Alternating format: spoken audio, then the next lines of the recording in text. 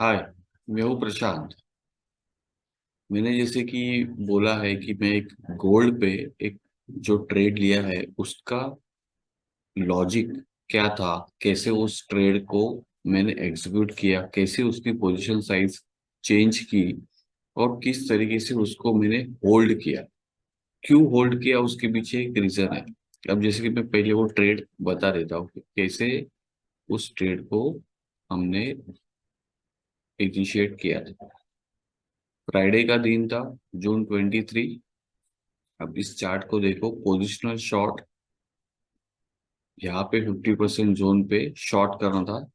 ये देखो, ये चार्ट पोस्ट किया हुआ है। यहाँ पे देख रहे हो आप क्लियरली, एक जो सपोर्ट था वो ब्रेक डाउन हो चुका था। यहाँ पे देख रहे हो ये ब्रेक डाउन।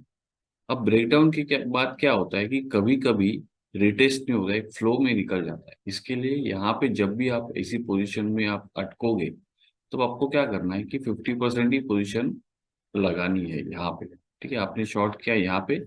उसके बाद देखो, ये एरो इसके लिए, क्योंकि एक प्रोसीजर होता है, एक मार्केट का स्ट्रक्चर है, एक मार्केट का साइकिल होता है कि जब भी ब्रेकडाउन होता है तो वो रिटेस्ट होता है। जब भी रिटेस्ट होगा, इस सप्लाई जोन में आएगा तो आपको क्या करना होता है, 50% जो रिमेनिंग क्वांटिटीज है, इसको ही बोलते हैं position sizing. Proper position sizing ऐसे की जाती है ट्रेडिंग में।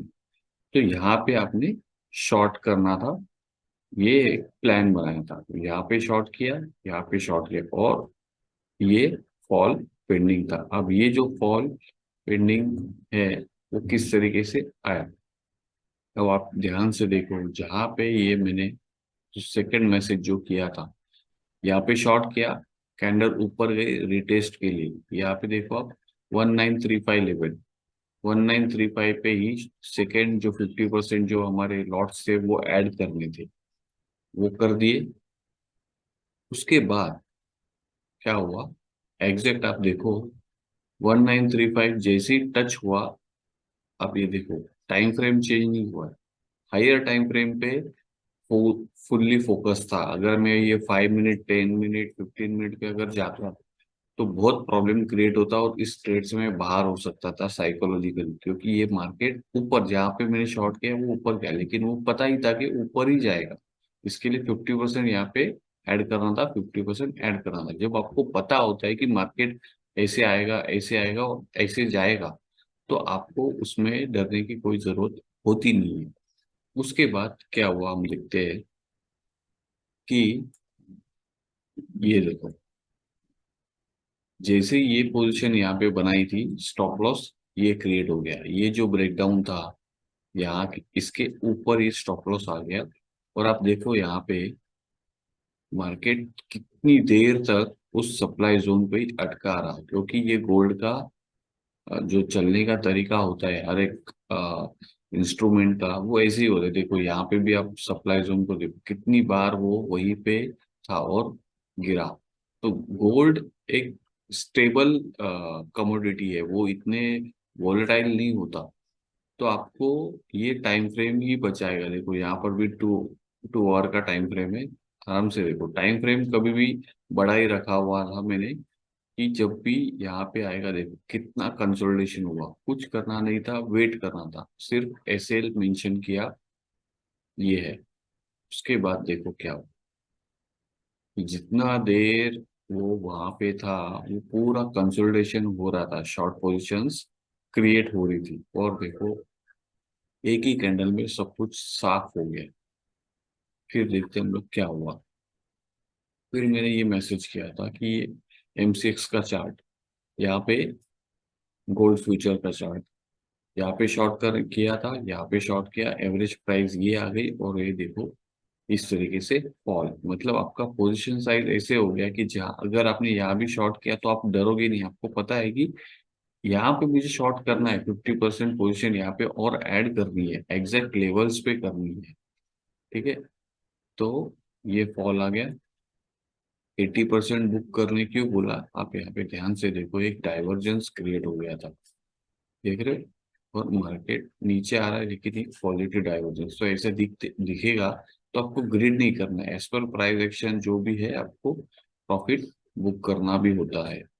उसके बाद रिमेनिंग ट्रेलिंग एसेट, क्या बोला था कि ब्रेकडाउन हुआ है। देखो आप यहाँ पे, ये भी ब्रेकडाउन, ये लेवल जो प्रीवियस सपोर्ट था वो ब्रेकडाउन हो गया 1910 का। इसके लिए अब ये इसको भी ब्रेकडाउन, रिटेस्ट, फिर नीचे, ये प्रोसीजर होता है। तो इसके लिए हम लोगों को ट्रेल करना होता है। ट्रेल करने के लिए आपके पास क्वांटिटीज भी होनी चाहिए।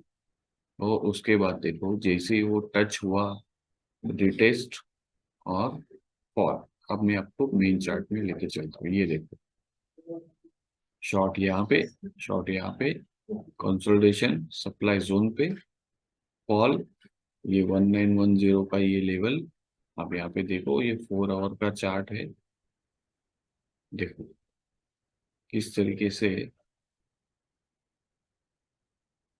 यहाँ पे देखो ये ब्रेकडाउन, रिटेस्ट, ये जोरदार फॉल। जो टारगेट मैंने मेंशन किया था वो उसी लेवल पे आ गया।